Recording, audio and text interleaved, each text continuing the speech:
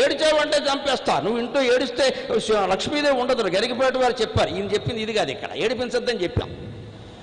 ఏడవద్దని చెప్పడం కాదు, ఇక్కడ ఏడిపించొద్దని చెప్పాం. ఆవిడకంట కన్నీరు ఒలక్కుండా భర్త తండ్రిలాగా కాపాడాలి అక్కడ. అప్పుడు ఆవిడ సుఖంగా ఉంటుంది. కొట్టేసి కొట్టేసి పైగా ఏడిస్తే చంపుతా అంటే ఏం చేస్తారు ఇక్కడ?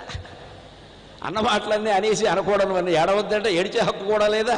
అంటే సంసారం ఇలా ఉండాలంటే ఇలా చూడాలి, అలా ఆవిడ ఉండాలి. ఇక ప్రతిదానికి గయ్యాళ్ళ ఆవిడ రెచ్చిపోకూడదు. చేస్తోంది కదా అని బానిసలా భావించకూడదు.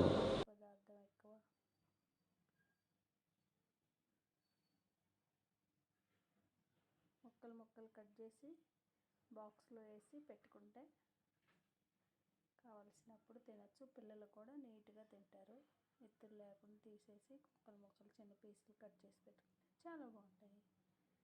మీకు నచ్చినట్లయితే నా ఛానల్ సబ్స్క్రైబ్ చేయండి, లైక్ చేయండి, షేర్ చేయండి. ఓకేనా? Thank you friends.